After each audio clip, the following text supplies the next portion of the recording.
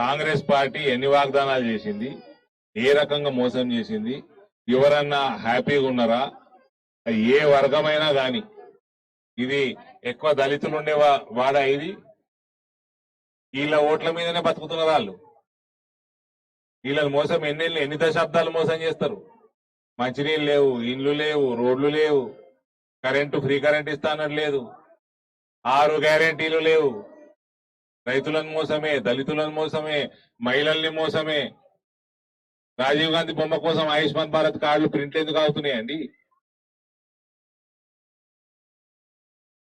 ఏమాత్రం రెస్పాన్సిబిలిటీ లేదు.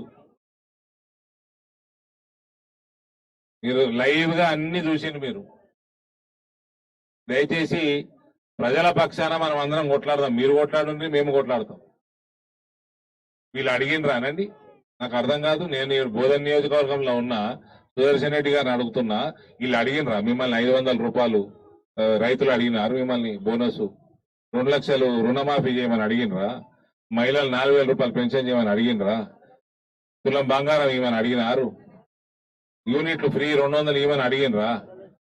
2,500 ఎక్స్ట్రా ఇస్తాడు. మళ్ళా గృహలక్ష్మి అని ఇంట్లో జాగా ఉంటే 5 లక్షలు ఇస్తానడా? 6 లక్షల ఎంత అన్నా? 5 లక్షలు. ఇవన్నీ ఎవరు వాగ్దానాలు చేసిండ్రు? ఎవరైనా అడిగినరా? ఇవాళ మళ్ళా కనబడకుండా పోతున్నారు. ఎన్ని రోజులు పోతారు? పార్లమెంట్ ఎలక్షన్ ఉన్నది నెల రోజుల. ఒక్కదానికి జవాబు లేదు. మళ్ళా ఓట్లు కావాలని తిరుగుతా ఉన్నారు. ఎవ్వడు కూడా అడగలేదు. మోచేతుకు బెల్లం పెట్టిండ్రు. తెలంగాణ ప్రజలకి కాంగ్రెస్ వాళ్ళు మోచేతుకు బెల్లం పెట్టిండ్రు. ఇవాళ వీళ్ళందరి పాపం గరీబోళ్ళ ఉసురు పోసుకుంటే కాంగ్రెస్ వాడికి ఏమవుతుందో చూద్దాం. దయచేసి అందరినీ కూడా ఇక్కడ ఉన్న ఈ కార్యక్రమానికి వచ్చిన అందరు అక్క చెల్లెల అన్నదమ్ములు అడుగుతా ఉన్నా, ఒకడు నిజాయితీగా నడిపిస్తున్నాడు దేశాన్ని. నరేంద్ర మోడీ ఒక్క ఆయననే నడుపుతున్నాడు నిజాయితీగా. ఆయన ఎంబడి నిలబడుండ్రి. ఇయ్యాల కాకపోతే రేపు ఇల్లు అవుతుంది మీకు. వినరామా? ఆయన ఎంబడి నిలబడుండ్రి. ఊకే మోసపోవద్దు. ఏమైంది? బీజేపీ బీఆర్ఎస్ దోస్తి, కవితను అరెస్ట్ చేయలేదు. ఏమైందండి? అందరు ఆగం పట్టిండ్రు పబ్లిక్ ని. అన్ని వాగ్దానాలు దొంగ వాగ్దానాలు చేసిండ్రు. అన్ని గ్యారెంటీలు దొంగ గ్యారెంటీలు. మోచేతుకు బెల్లం పెట్టారు గరీబులకి. ఇలా కవిత జైలుకు పోయింది. ఎడవైంది దోస్తి?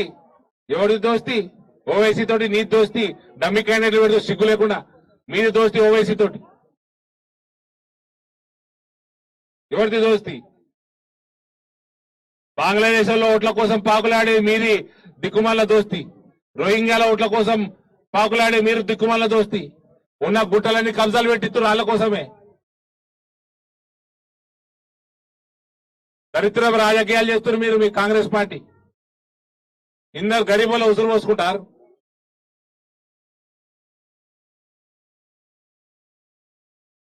ఎమ్మెల్యేకి ఇల్లే లేదు. బోధల్లా ఎమ్మెల్యేకి ఇల్లే లేదు.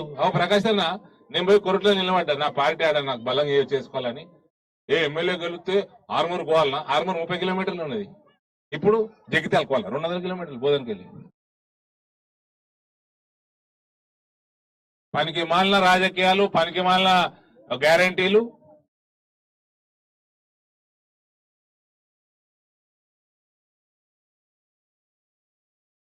పచ్చి మోసం.